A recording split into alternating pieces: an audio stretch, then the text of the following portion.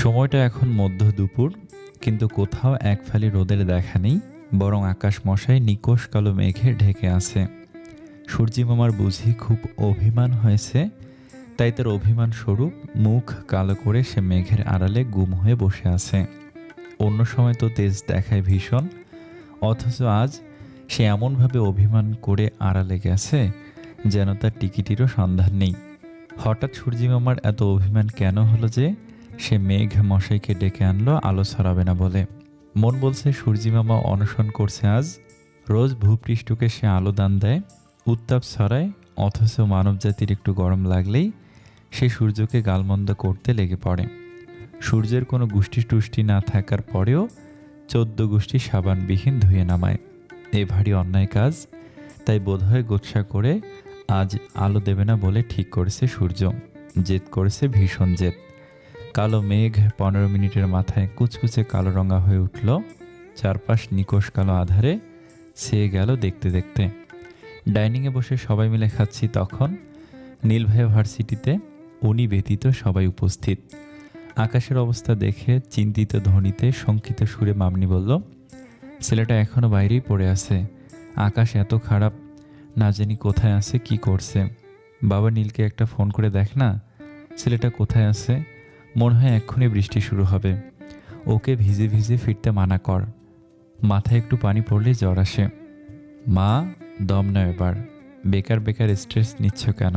তোমার ছেলে ছোট খোকা না, যথেষ্ট বড়, বিয়ে শাদিও করে ফেলেছে, ঠিক আছে? এত চিন্তা করে শরীর খারাপ করো না।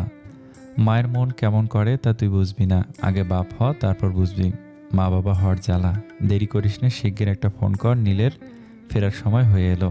ঘড়ির দিকে তাকিয়ে মামনির আদেশ পালনের উদ্দেশ্যে কল করলো নীরব ভাইয়া। ফোন হলেও রিসিভ হলো না।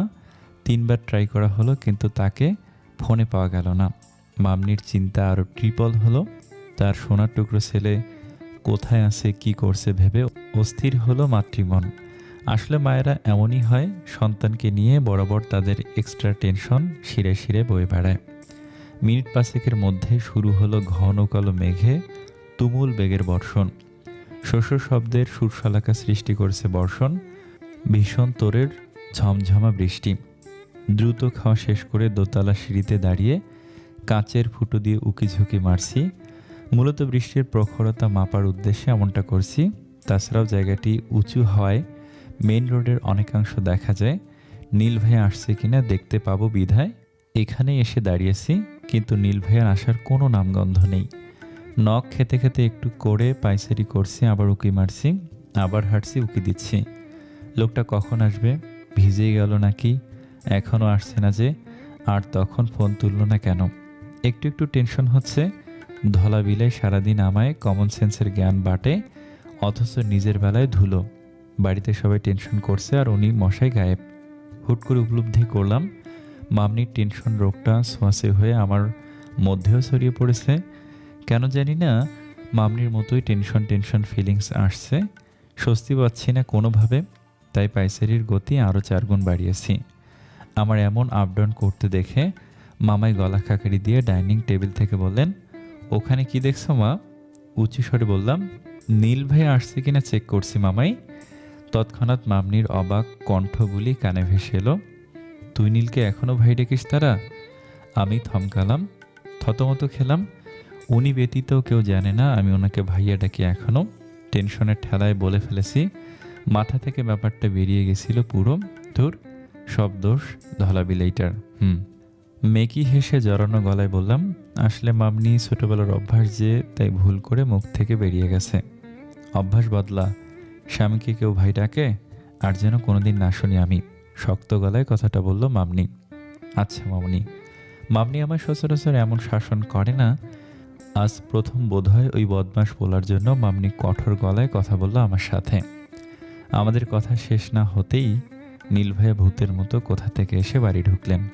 ওনাকে দেখে চমকে গেলাম রীতিমতো। মাত্রই যে দেখলাম ফাঁকা রোড, তাহলে কোন ফাঁক দিয়ে আসলেন উনি? উড়ে টুড়ে এলো নাকি? নীল ভাইয়া ভিজে চুপসে গেছেন। পরনের হোয়াইট শার্ট ভিজে লেপটে গেছে শরীরের সাথে। ভেজানো চুল থেকে টপ টপ করে পানি ঝরছে। সেই পানি আবার এসে চোখের ভ্রু ভিজিয়ে দিচ্ছে। ওনাকে দেখে ধরপড় করে উঠে তাও লেগে দিল মামনি। ধমকীয় সুরে বলল, ভিজে ফিরলি কেন? একটুখানি অপেক্ষা করা যেত না? উনি ন্যাতনাতে কণ্ঠে বললেন, ফেরার সময় ঠিক ছিল সব, মাঝ রাস্তায় বৃষ্টি শুরু হলো মা, তাই আর দাঁড়াইনি। আমি শাওয়ার নিয়ে আসছি। নীল ভাইয়া এদিক ওদিক না তাকিয়ে চুল ঝাড়তে ঝাড়তে ঘরের দিকে আসতে লাগলেন। আমি তখন সিঁড়িতে দাঁড়ানো। সিঁড়ি বেয়ে উঠতে নিলে আমার দিকে এক পলক তাকালেন উনি। যেহেতু দোতলায় ওনার ঘর আর আমিও এখন সিঁড়িতেই দাঁড়ানো, তাই সরাসরি আমার দিকে চোখ পড়েছে। আমায় একবার দেখে নিয়ে মিষ্টিহীন গলায় বললেন, আমার জামা কাপড়গুলো বের করে রেখে দিও। বাধ্য মেয়ের মতো আমি মাথা নাড়ালে উনি ঘরে ঢুকলেন। পিছু পিছু আমিও গেলাম। মহারাজার আদেশ পালন না করলে আমার গর্দান যাবে, কারণ এ রাজা স্বৈরাচারী রাজা। বাথরুমের সিটকিনি লক করার ক্যাস ক্যাস আওয়াজ শোনার সঙ্গে সঙ্গে মস্তিষ্কে একটা সিগন্যাল ধরিয়ে দিল, আজ সারাদিন রোদ বের হয়নি, বৃষ্টি হচ্ছে, ফলে মৌসুম ঠান্ডা। ট্যাঙ্কির পানি নিশ্চয়ই এখন বরফ ঠান্ডা হয়ে আছে। নীল ভাইও বাজেভাবে ভিজে আছেন। এই অবস্থায় ঠান্ডা পানিতে ওনার গোসল করা মোটেও ঠিক হবে না, অসুখ হতে পারে। বাথরুমের ডোরে দুটো টোকা মেরে বললাম, 3 মিনিট ওয়েট করুন নীল ভাইয়া, প্লিজ ঠান্ডা পানি গায়ে ঢালবেন না। কেন? কোনো জবাব না করে স্যুট লাগালাম কিচেনে। হাই ফ্লেমে চুলা ধরিয়ে তাতে 1 হাঁড়ি পানি বসিয়ে দিলাম। মিনিট 4 মধ্যে পানি ফুটতে শুরু করলে দুটো ন্যাকড়া দিয়ে ধরে অতি সাবধানতার সহিত ঘরে নিয়ে গেলাম। বাথরুমের সামনে দাঁড়িয়ে তাড়া দিয়ে বললাম, জলদি দরজা খুলুন। 1 সেকেন্ডের মাথায় দরজা খুলে দিলেন উনি।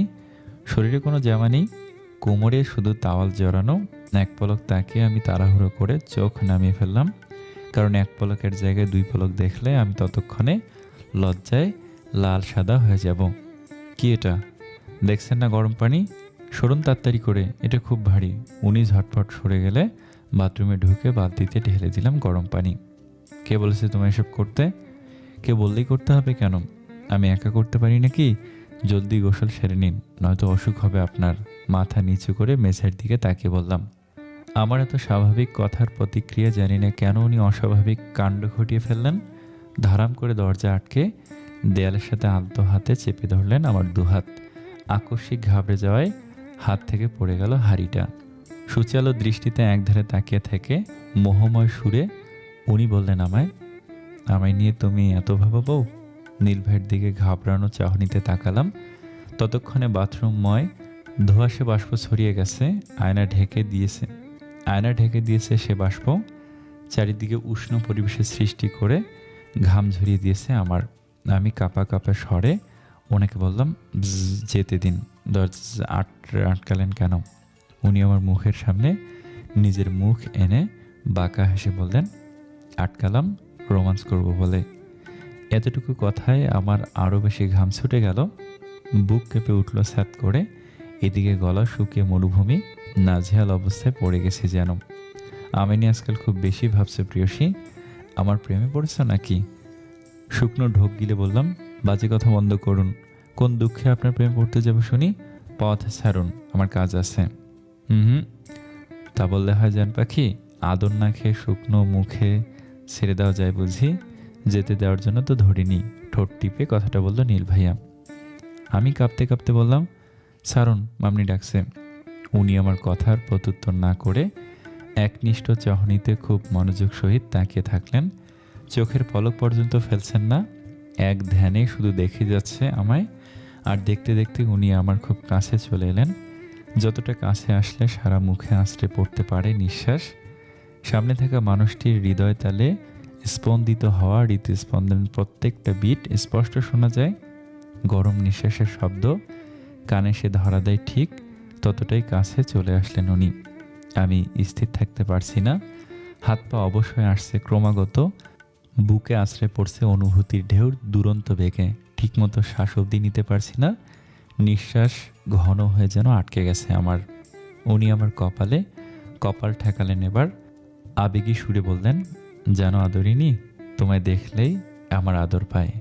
একটু আদ্য নয়, মারাত্মক আদর। জানি না আমি কি হয়ে গেছি, কেন হচ্ছি, কি করছি, আমার কিচ্ছু খেয়াল নেই শ্যামবতী। আমি শুধু জানি তোমায় আমি চাই, ভীষণ চাই। খোলা আকাশের চেয়েও অসীমত্তায় আছে আমার এ চাওয়া।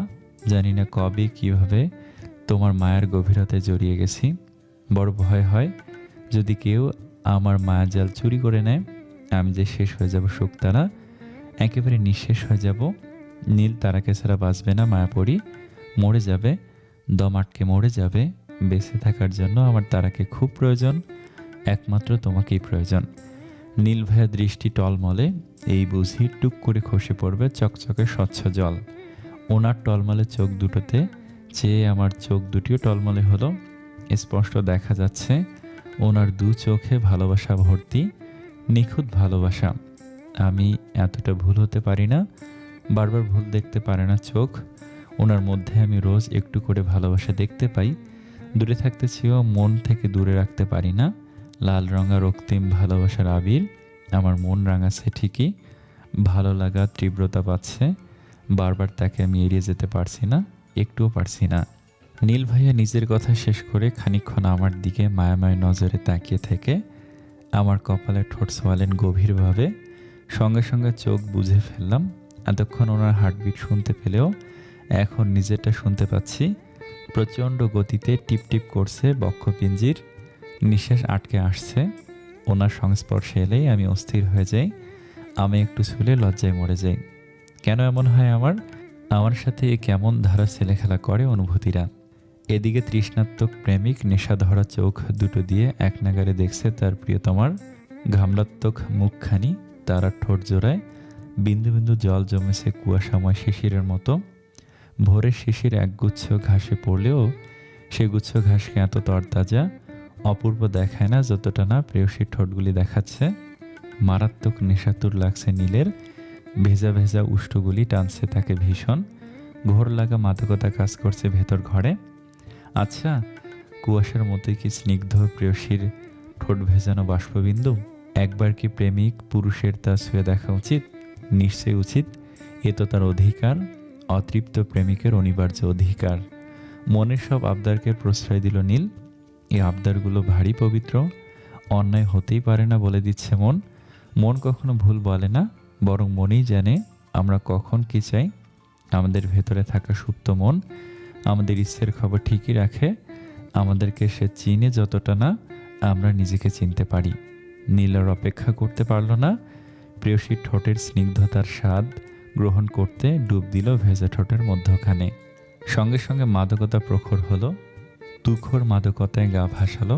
নিজের সব নিয়ন্ত্রণ হারিয়ে পাগলামি করে বসল সে।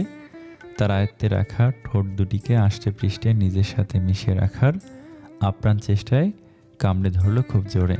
ব্যথায় কুকি উঠে শরীরের সর্বশক্তি দিয়ে নীল ভাইয়াকে ধাক্কা মারতেই কয়েক কদম পিছিয়ে গেলেন উনি। সেই সুযোগের সদ্ব্যবহার করে বিদ্যুৎ গতিতে সিটকিনি খুলে ছুট্টে বেরিয়ে গেলাম বাথরুম থেকে। এক দৌড়ে পৌঁছালাম স্টোর রুমে। ড্রেসিং টেবিলের আয়নায় ভাসমান আমার ঠোঁটের প্রতিচ্ছবি দেখে আটকে গেলাম আমি। নিচে ঠোঁটকানা কেটে গেছে একটু, সামান্য রক্ত বের হচ্ছে আর কুটকুট করে জ্বালা করছে। ভীষণ রাগ লাগছে ওই ডেভিলটার ওপর। যখনই সুযোগ পায় আমায় চুমু খায়, কামড়ে দেয়। আজ কত জোরে কামড়ালো! ইস, শয়তান পোলা, ইচ্ছে করছে তোর চুলগুলো ছিঁড়ে নুডলস বানিয়ে কুত্তাকে খাওয়াই। তোর ঠোঁট কামড়ে লাল করে দে, সব রক্ত চুষে খেয়ে নিস। রাক্ষস শালা, আমার নিরীহ ঠোঁটের ওপর যখন তখন অত্যাচার করে সরকারি মাল পেয়েছিস যে যখন তখন যা খুশি তাই করবি। এ ঠোঁট আমি কি করে সবাইকে দেখাবো? ভাবি তো খোঁচা মেরে মেরে পচাবে। মামনি মামার সামনে আমি কি করে যাব? এ ঠোঁট কি করে দেখাবো? লজ্জায়, হতাশায়, ক্রোধে অস্থির হয়ে পড়লাম। প্রেশার উঠে গেছে মাথায়, ফাঁকা ফাঁকা লাগছে মগজটা। সব দোষের মূলে ওই বেদ্যপ লোকটা, বেটা লুচ্চু। ওর মাথা ফাটিয়ে দিতে ইচ্ছে করছে এখন। নীলের বাচ্চা, অস্পষ্ট বলিতে চেঁচিয়ে। শুনছ বউ? তখনকার জন্য sorry, I am really very sorry. অনুসূচিত কণ্ঠে কথাটা বলল নীল ভাইয়া। গেস্ট রুমে বসে রাগ দমাচ্ছিলাম, এমন সময় নীল ভাইয়া আমার সামনে এসে দাঁড়িয়ে কথা বলল। আমি আগুন চোখে তাকিয়ে আছি। ঠোঁটের সাথে সাথে রাগে গোটা শরীর জ্বলে যাচ্ছে। শালা কামড়ে টামড়ে এখন এসেছে সরি বলতে। তোর শরীর গুষ্টি কিলাই। অন্তরে খুব গালি দিলেও মুখে তা প্রকাশ করলাম না। রাগ ঢেকে শান্ত হওয়ার চেষ্টা করে ভদ্রভাবেই বললাম, মেক এ ডিস্টেন্স, আমার কাছে আসবেন না আপনি। সরি বললাম তো, তবুও রাগ করে থাকবা? আমার রাগ আমার ইচ্ছে, আপনি বলার কে?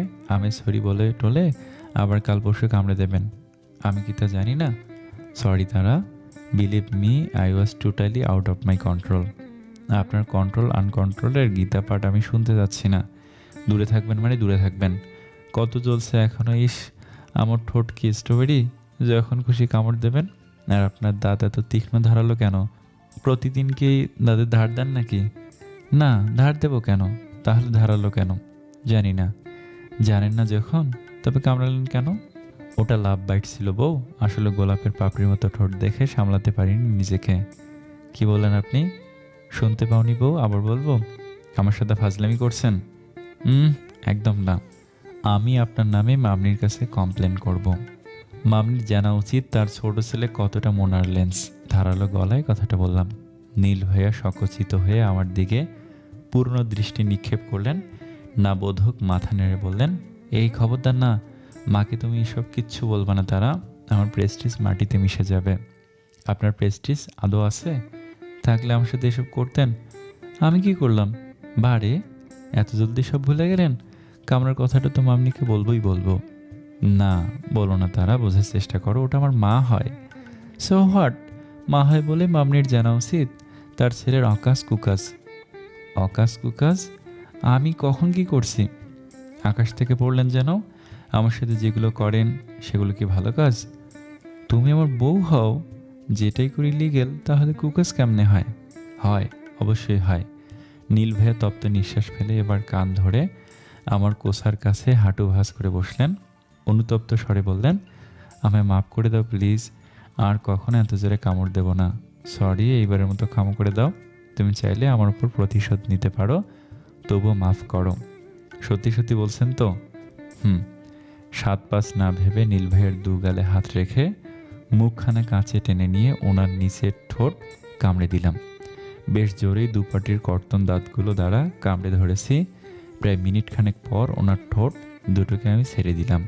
সঙ্গে সঙ্গে আমার ঠোঁটে খেয়ে গেল রাজ্যজয়ী হাসি। আহা, কি শান্তি শান্তি ফিলিংস!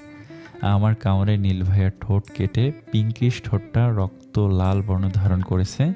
কয়েক সেকেন্ডের মাথায় ওনার ঠোঁট ছিঁড়ে রক্ত বের হতে লাগলো। এদিকে অচল চক্ষু জোড়া ছানা বড়া করে নীল ভাইয়া হা হয়ে তাকিয়ে আছেন আমার দিকে। দেখে মনে হচ্ছে অবাকের দেশে ডুবে গেছেন। আমার এও মনে হচ্ছে ওনার চোখের সামনে আদিকালে ডায়নোসর হেঁটে চলে বেড়াচ্ছে, যাকে দেখে উনি একেবারে মিউট মুডে চলে গেছেন। কি মুশকিল ব্যাপার! ওনার অবকতা দেখি মাউন্ট এভারেস্ট ছাড়িয়ে আকাশ ছুবে। আপনি এভাবে হা করে আছেন কেন নীল ভাইয়া? উনি চতুর্থ আসমান থেকে ধপাস করে পড়ার মতো করে বললেন, এটা কি হলো? আমি কুটিল হেসে জবাব দিলাম, এটার প্রতিশোধ নেওয়া হলো। It's called revenge, right? এরপর থেকে আমায় কামড়ানোর আগে ব্রেন দুবার ভাবাবে আপনাকে। তাই বলে এভাবে রিভেঞ্জ নিবে? আমি ভার্সিটি যাব কি করে? আমার মুখ দেখানোর উপায় রাখলে না। আপনি খুব রেখেছেন বুঝি। মামনিদের ফেস করবে কি করে আমি? বেশ করেছি। আপনি আমায় কামড়েছেন আর আমি আপনাকে কামড়িয়েছি। শোধবোধ করে দিলাম। Gift and take policy. Neel ভাইয়ের হাবভাব আবার বিস্ময়সূচক হয়ে গেল। উনি ওনার মিউট মুড রিপিট করলেন পুনরায়। আর এদিকে আমি মনে মনে হাসতে হাসতে খুন। উফ, হোয়াট এ মোমেন্ট! পরদিন সকালে নীল ভাইয়া মাস্ক পরে ভার্সিটিতে গেলেন। এই কয়েক ঘন্টা বাড়িতে থাকা যাবত উনি কারোর সামনে যাননি। কাউকে দেখলেই দু ঠোঁট ভাজিয়ে রেখে নিয়েছেন। হে হে, ওনার কাণ্ড দেখে গত 17 ঘন্টায় 1800 বার হেসে ফেলেছি আমি। খুব আনন্দ করেছি ওনার অস্বস্তি গাঢ় হওয়া মুখটা দেখে। এমন নয় যে আমায় কেউ প্রশ্ন করেনি ঠোঁটের বিষয়ে, এটা সেটা বলে ম্যানেজ করেছি, কিন্তু সারাভাবে এক ফোঁটা মানেনি। একটু খুশিয়েছে, তবে এত কিছুর পরেও আমার আনন্দ সীমা কমেনি। উনি রোজ আমায় অস্বস্তিতে ফেলে। গতকাল তার উল্টোটা করে রেকর্ড ভেঙে ফেলেছি। হা হা, বেদ্যপ লোকটাকে আচ্ছা মতো শাস্তা করেছি। ইয়াহু! আমি তুমিকে খাবার খাওয়াছিলাম, এমন সময় নীল ভাইয়া পেছন থেকে আমার কোমর জড়িয়ে ধরে ঘাড়ে মুখ গুজলে ব্যাঙের মতো লাফিয়ে উঠলাম। তাতে অবশ্য দূরে সরা গেল না, কারণ অসভ্যটার হাত থেকে ছাড়া পাওয়া মুশকিল নেহি নামুনকিন হ্যাঁ। উনি আমার ঘাড়ে থুতনি রেখে শক্তভাবে জড়িয়ে ধরে বললেন, কি করছো সুইট হার্ট? ড্রেসিং টেবিলের আয়নায় চোখ রেখে আর রাগী সুরে বললাম, দেখছেন না কি করছি? যখন তখন এভাবে জড়িয়ে ধরার মানে কি? আপনি একটা হাই লেভেলের অসভ্য। উনি ঠোঁট এলিয়ে গুছিয়ে একটা হাসি দিলেন। দুষ্টু স্বরে বললেন, টু মাস, হট বউ পেলে কেউ সভ্য থাকতে পারে না ডার্লিং। কি বললেন আমায়? হট বলেছি বউ। You are so hot. বাম হাতের কনুই দিয়ে ওনার পেট বরাবর রাম গুঁতো মারতেই নিজের হাত আলগা করলেন নীল ভাইয়া। সেই ফাঁকে ওনার বাহুডোর থেকে বেরিয়ে গাল ফুলিয়ে বললাম, আপনি তো খারাপ কেন? ভাষার কি সিরি সি? উনি মেকি হেসে জবাব দিলেন, বউয়ের কাছে অসভ্য হতে দোষ কোথায় বলো? পৃথিবীর সব বরেরা তার বউয়ের কাছে অসভ্য। মোটেও না, সব বরেরা ভদ্র উইদাউট আপনি। আমার চেয়ে বেশি জানো, সবাই অভদ্র বউদের কাছে। আচ্ছা, যদি ভদ্রই হয় তাহলে রোমান্স কি করে করে? আমি জানি ভদ্র মানুষের ওসব করে না, আপনারাও তো পচে না সবাই। উনি হো হো করে হেসে দিয়ে বললেন, তাহলে পৃথিবীতে প্রাণীরা জন্মে কিভাবে? সবাইকে আকাশ থেকে টপকায়? তুমি কি আকাশ থেকে টপকে পড়েছো? মুখ টিপে হেসে একরাশ বিরক্তি নিয়ে ঠোঁট উল্টে বললাম, আপনার আজে বাজে কথা বন্ধ করবেন কি? ধরো আমি গেলাম। দরজার দিকে অগ্রসর হতে নিলে নীল ভাইয়া আমার হাত টেনে ধরে কাছে নিয়ে আসলেন। এক দৃষ্টিতে তাকিয়ে থেকে বললেন, তুমিটা প্রেগনেন্ট। আমি চোখ বড় বড় করে তাকিয়ে থতমত খেয়ে বললাম, কি আমি প্রেগনেন্ট? না না, ওই তুমি প্রেগনেন্ট। একুরিয়ামের দিকে ইশারা করে আমি নিজেকে স্বাভাবিক করে মাছেদের দিকে দৃষ্টি স্থির করলাম। দেখলাম মেয়ে মাস্টার পেট একটু ফোলা ফোলা। প্রথমে তো ভেবেছিলাম উনি আমার কথা বলছেন। যাক তব ভালো বাপু। গলা শ্লেষা পরিষ্কার করে তটস্থ সুরে বললাম, সত্যি তো মেয়ে মাস্টার প্রেগনেন্ট? আপনি কবে জানতে পেরেছেন? কিছুদিন থেকে খেয়াল করছি, গতকাল শিওর হলাম। তুমির বিহেভিয়ার চেঞ্জ হয়েছে, সামহাট আগের চেয়ে শান্ত দেখাচ্ছে ইদানিং। ওর আরও বেশি যত্ন নিতে হবে। আমার না খুব হ্যাপি হ্যাপি ফিলিংস আসছে জানেন। মাছেদের বাবু হবে, গোটা অ্যাকুরিয়ামটা মাছে ভরে উঠবে। জয়া 2টা মাছ এসে ওকে দিব, হ্যাঁ? উৎসাহিত কণ্ঠে বললাম। উত্তরে নীল ভাইয়া গাল ভরে মুচকি হাসি দিলেন। কি মারাত্মক কিউট সে হাসি! এক পলক দেখলে চোখ দুটো জুড়িয়ে যাবে এমন। হার্টবিট থমকে যায়, থেমে যায় চোখ। অসীম মুগ্ধতা গ্রাস করে গোটা মনটাকে। আচ্ছা, পৃথিবীর সব সৌন্দর্য বুঝি সৃষ্টিকর্তা ওনার হাসিতেই ঢেলে দিয়েছেন। একটা মানুষ এত সুন্দর করে কি করে হাসতে পারে? তারা? নীল ভাইয়ের ডাকে আমার ঘোর কাটলো। অপ্রস্তুত হয়ে বললাম, জি বলুন। উনি অবুঝ সুরে আবদার করে বললেন, তুমি আমির যতগুলো বেবি হবে, আমি চেয়ে আমাদেরও ততগুলো বেবি হোক। আমার খুব শখ আমাদের অনেকগুলো বাবু হবে, মিনিমাম 11টা। ওদের বড় করতে সারা জীবন পরিশ্রম করতেও আমি রাজি। তবু জীবনের অবসর দিনগুলো আমাদের বেবিদের সাথে কাটাতে চাই। চোখ দুটো রসগোল্লা সাইজ হয়ে গেছে আমার। ওনার কথার ধরন শুনে মনে হচ্ছে না উনি আমার সাথে মজা করছেন, বরং আমার মনে হচ্ছে ওনার মাথাটা একেবারেই ভোগে গেছে, নয়তো এমন সাংঘাতিক কথা বলতে পারতো। আমি ভাবতাম উনি একজন শিক্ষিত সচেতন নাগরিক, এখন দেখছি উল্টো। ওনার মতো সাংঘাতিক শখ যদি ঘরে ঘরে সবাই পুষে, তাহলে খুব শীঘ্রই 16 কোটি জনসংখ্যা 32 কোটির গণ্ডি পেরাবে। আমাদের গরিব দেশ ভিখারি হয়ে যাবে, যার সব ক্রেডিট যাবে নীল ভাইয়ের ওপর। মা গো মা, কি ভয়ঙ্কর আবদার! সোরা উদ্বেগে রাগ চেপে রেখে নিজেকে যথাসম্ভব শান্ত রেখে বললাম, আপনার কি আমাকে দেখে দেশি মুরগি মনে হয় নীল ভাইয়া, যে মাসে মাসে 10-12টা করে ডিম পেড়ে বাচ্চা ফুটাবো? মাছেদের কোটি কোটি বাচ্চা হয়, ওদের সাথে মানুষের তুলনা দিলে চলবে? বছর বছর একটা করে নিলেও হবে না? আপনি না একেবারে পাগল হয়ে গেছেন বুঝলেন? তাই বাজে বক্সেন এভাবে। তাহলে 11টা নেব, ওকে। 2 বছরের গ্যাপে একটা করে নিলেও না 22 বছর লাগবে। Actually you know you are a mad. Wait, আপনার সাথে আমি অযথা বেবি বিষয়ে কেন কথা বলছি? আমাদের কোনো বেবি টেবি হবে না বুঝছেন। এসব ইম্পসিবল, শখ ভুলে যান। কেন হবে না? একটা দীর্ঘশ্বাস ফেলে কণ্ঠস্বরে ডাবিয়াল ভাব বজায় রেখে বললাম, আপনি আমি আলাদা ধর্মী মানুষ নীল ভাইয়া। সংসার বাঁধতে ভালোবাসার প্রয়োজন। আমাদের মধ্যে ভালোবাসার সম্পর্ক নেই। আমার সাথে জোর করে আপনাকে জুড়ে দেওয়া হয়েছে। আমি ভালোবাসি না আপনাকে। কিন্তু তোমার চোখ যে অন্য কথা বলে। তারা চোখ কথা বলে না, আমি তো মুখে বলেই দিচ্ছি, I don't love you. You do. সহজ কথা বুঝতে পারেন না? হ্যাঁ বুঝি, শুধু মাঝে মাঝে তোমার কঠিন আচরণের ভিত বুঝতে পারি না। আমার কোন ভুলের শাস্তিতে হঠাৎ হঠাৎ এমন কঠোর হয়ে যাও তারা? আমার অপরাধটা কি সেটা জানার অধিকারটা কি আমার নেই? পুরনো কথা আমি টানতে চাইছি না। Past is past, let it go. Neel ভাইয়া আমার 2 বাহু এবার শক্ত করে চেপে ধরলেন। বিক্ষিপ্ত কণ্ঠে বললেন, আমাদের পাস্ট প্রেজেন্টকে ড্যামেজ করে দিচ্ছে তারা। মিসআন্ডারস্ট্যান্ডিংগুলো ক্লিয়ার করা দরকার, সলভ করা খুব দরকার। কোনো মিসআন্ডারস্ট্যান্ডিং নেই। আছে।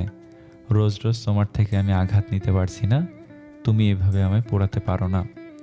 আমি যখন আঘাত দিচ্ছি তবে আমায় ছেড়ে কেন দিচ্ছেন না?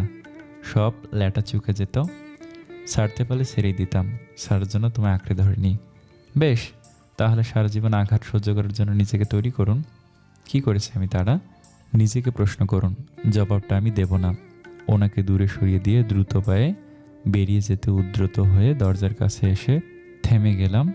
চোখ দুটো ওনার মুখের দিকে স্থির হয়ে উদাস কণ্ঠে বললাম, কখনো কখনো মনে হয় কি জানেন, হয়তো আপনি সত্যিই আমায় খুব চান, আবার তখনই আমার মনে হয় সবই বোধহয় মিছে মায়া। এভাবে হয় না নীল ভাইয়া, আমায় মিছে মায়া থেকে মুক্ত করে দিন, এটাই শ্রেয়। উনি একাধারে আমার দিকে তাকিয়ে রইলেন আহত দৃষ্টিতে। বুঝলাম আমার কথার মানে উনি বুঝতে পারছেন না। না পারুক, আমি আক্ষেপ করলাম না। সব কথা সবার না বুঝলেও চলে। থাকুক না কিছু রহস্য, থাকুক এই দূরত্ব, কি জানি আমি কোথায় গিয়ে ঠকবো শেষমেশ, কে জয়ী হবে আর কার মন ভাঙবে, আমি ঠিক থাকবো তো? সময় আর স্রোত চিরায়িত বহমান, সময়কে ধরে রাখার সাধ্য কারণেই। দেখতে দেখতে আমার বিয়ের 4 মাস কেটে গেছে, আর কোচিংয়ে ভর্তি হওয়া অলমোস্ট 3.5 মাস। 3.5 মাসে পড়াশোনা নামক বেদুইন পিরাময় বস্তুটি আমার জীবন নাশ করে দিয়েছে। যেদিকেই তাকাই বই আর বই, বই ছাড়া কিছুই দেখি না। আজকাল তো আমি ঘুমিয়েও পড়াশোনা করি স্বপ্নে। ভাবা যায়, ঘুমিয়ে গিয়েও রেহাই নেই, তার ওপর আমার আবার মাস্টার বর। যেটুকু রেহাই পেতাম সেটুকুও হারাম হয়ে গিয়েছে। সারাদিন পর পর করে জ্বালিয়ে মারে ডেভিলটা। জীবন আমার নিম পাতা। এদিকে তাকাই, যেদিকে তাকাই সেদিকে শুধু বিরহ দেখতে পাই। কোথাও একরত্তি সুখ নেই।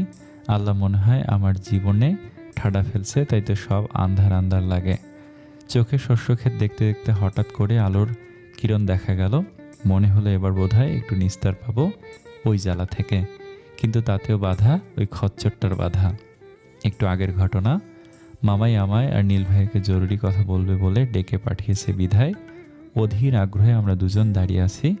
মামাই নীল ভাইয়ের উদ্দেশ্যে বললেন, তোমাদের বিয়েতে সব আত্মীয় স্বজনেরা আসতে পারেনি, তাই ওরা তারাকে দেখতে চাইছে। এছাড়াও তোমার রুনু দাদি অসুস্থ, বারবার ফোন করে বলতেছে বেশি দিন বাঁচবে না, মরার আগে তার নাত বউকে দেখে যেতে চায়। সবাই তারাকে দেখতে চাইছে, তুমি 7 দিনের ছুটি নিয়ে ঘুরে আসো। বাবা, এখন আমরা যেতে পারবো না, এখন বেড়াতে গেলে ওর পড়াশোনার ঘাটতি পড়বে। তুমি তো জানো আজকাল কম্পিটিশন বেড়েছে, চান্স পাওয়া কতটা টাফ। দাদিকে বলে দাও আমরা কয়েক মাস পর যাব।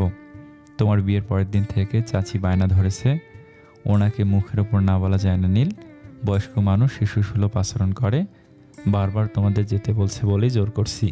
দাদি তোমায় অনেক ভালোবাসে, অন্তত তার জন্য তোমার একবার যাওয়া উচিত, বাকিটা তোমার ইচ্ছে। নীরব দর্শক বেশে ওদের কথোপকথন শুনছি মাত্র। এখানে আমার সত্যি কিছু বলার ছিল না। নীল ভাইয়ার গোটা গোষ্ঠী আমায় দেখার জন্য মরিয়া হয়ে উঠেছে। বাপরে, আমি কি শাহজাহানের মমতাজ নাকি রোমিওর জুলিয়েট যে আমায় দেখেনি এত মাখামাখি? অদ্ভুত।